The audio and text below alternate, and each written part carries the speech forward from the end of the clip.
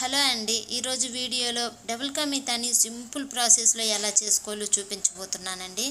అందుకోసం ఒక గంట ముందే ఫ్రిడ్జ్లో పెట్టుకున్న బ్రెడ్ పీస్లను తీసుకోవాలి. ఈ విధంగా ఫ్రిడ్జ్లో పెట్టుకున్నారంటే ఇవి కొద్దిగా గట్టి పడతాయి, వేపుకోవడానికి బాగుంటాయి. తర్వాత వీటిని చివర్లు కట్ చేసుకొని ఈ విధంగా ఒక బ్రెడ్ని 4 భాగాలుగా కట్ చేసుకోవాలండి.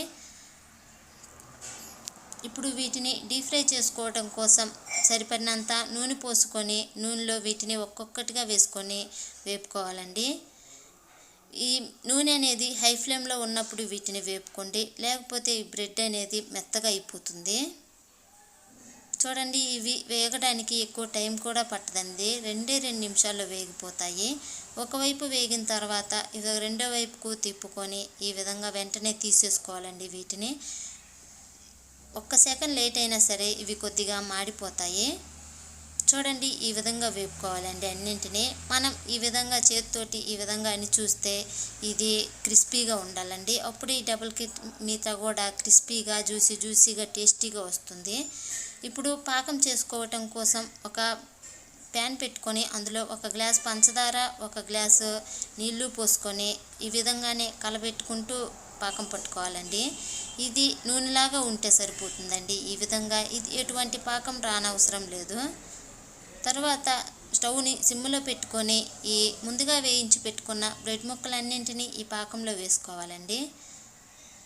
ఈ విధంగా వేసుకున్న తర్వాత వీటిని అటు ఇటు కలుపుకుంటూ ఒక 5 నిమిషాలు అలాగే ఉడికించాలండి.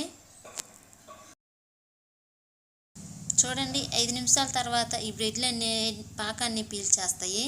ఇప్పుడు ఈ గరిటెతోటే వీటిని ఈ విధంగా మెత్తగా మెదుపుకోవాలండి.